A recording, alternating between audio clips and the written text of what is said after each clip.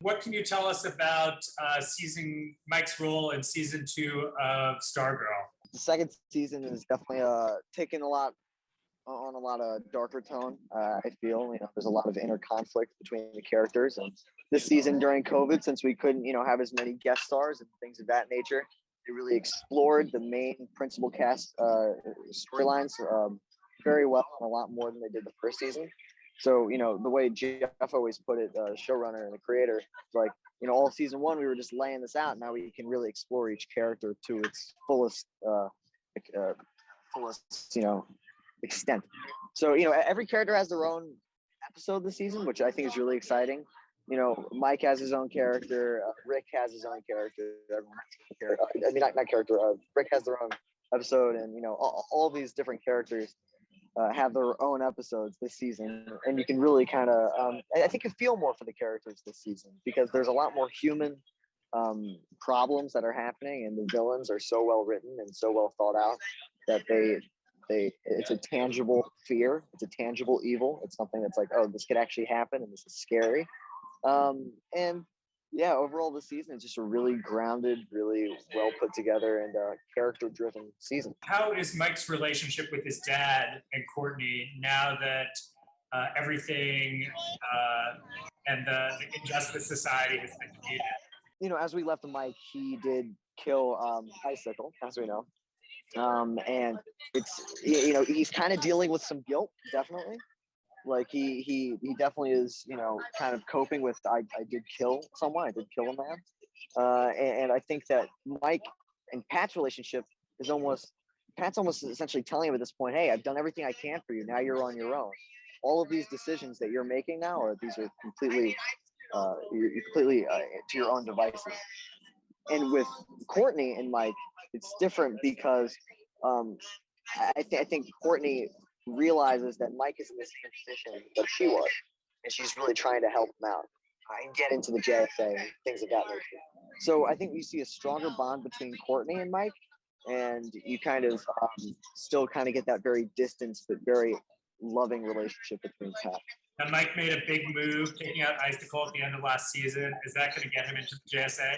I think he needs to prove himself a little bit more, definitely. It kind of seems from this point that everything Mike touches, turns to dust. So I think he still kind of has to prove himself that he's not going to let he's not going to let the JSA down and things of that nature. And throughout the season, especially like in episode 3, which is kind of Mike's episode, you get to see a lot of that. You can see how trustworthy he is or how not trustworthy he is, how reliable he is or how not reliable he is. And it kind of sets Mike on his own path. Eventually with the character Jakeem, played by Alcoya Brunson, there's some great scenes and little bits with Alcoya and I that it's this relationship that you've not seen from Mike yet, because it's this mentality that Mike is almost mentoring like Jakeem, and how Pat always got pissed off with Mike. It's more the other way around now. Mike's getting pissed off at Jakeem because he's just doing stupid stuff, So you can kind of get to see a different side of Mike, I think. But yeah, the question is, is he going to get into the JSA because of killing Icicle? I don't think it's enough, personally. I don't think that he proved himself enough. He came in clutch. But what if it was an accident? What if he didn't mean to do it? What if, all these questions are kind of answered. And there's a lot of great scenes with Yolanda and Rick about these things, because they all are kind of dealing with their own guilt. And you can kind of see this different relationship between Mike and the JSA, because he's confiding in them, It's this thing that he's like, well, what if I didn't really mean to kill that guy? Like, I feel bad about it, da-da-da-da. And he knows that Yolanda, deals with the same guilt. And it's an interesting little storyline that they have there. Give us a little bit of inside flavor about working with the gang, with Amy, Rick, and Luke. If you ask anyone of the cast, the first thing they'll tell you is that we're insanely lucky to have the cast and the people that we do, because it almost feels like it's too good to be true that there's no way that these people are this genuinely nice and this genuinely looking out for people. And I was just talking to Cameron Gelman last night. We went out to dinner, and we were talking about the same thing. You're just like these people genuinely care. Like, we care about each other. We're a family. But yeah, like they're all such individual, unique people Uh, that it's this collage of all these amazing personalities and these amazing ideas that people bring to set and into the show. Luke and I are super close. We've been really close for a while. The reason that Luke and I really hit it off initially was because that you know I was younger and I wasn't hanging out with like the main cast, and he was older, and we were kind of these two polar opposites of the main group. Like the main JSA is like here, and he's older and I'm younger, and we were playing this kind of father son kind of relationship, and then that's when we kind of really hit it off. And his advice has been very fatherly, I guess you could say. I've gotten a lot of great advice for him just in life and how to navigate the industry and how to navigate relationships in the industry, and what is the like like should you go out with actresses or should you not go out with actresses? Like it's all these different things that actor not even actors, just like general population doesn't think about. And he's also given me a ton of great insight and information, about our work and our craft as well. And he never hesitates to tell me, um, you know, hey, that was amazing, or hey, I would change this, this, this.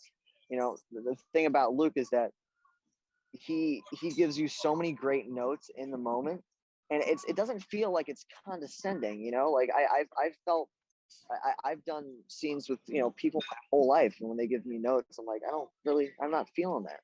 But Luke is such a genuine and nice person that every single thing he says, I will 100% take into consideration because I trust him so much, and we have that much of a bond. And it really adds a lot to our work. And I feel comfortable with going up to him with an idea. Like I would try this here, da, da, da, da, stuff like that. And I don't know. I just think he's really taught me how to navigate life and the industry and relationships very well. And I don't know where I would honestly be without him. what about Breck? What insight can you give us about her? Breck is like one of the nicest people I've ever met. That's just the bottom line.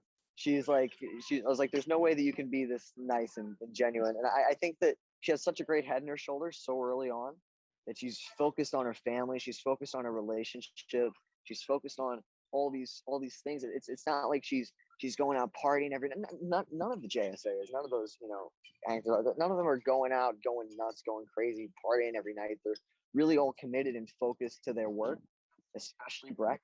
Like Breck is really focused on her life just as a human. It's not been taken over by acting by the industry, which tends to happen with a lot of people. So it's just Breck just has a really great head on her shoulders, and she's just such a generous, giving person as well as an actress. And I just love it. She's the best. Um, she really has this kind of private, innocent way about her, if that makes any sense. It's refreshing.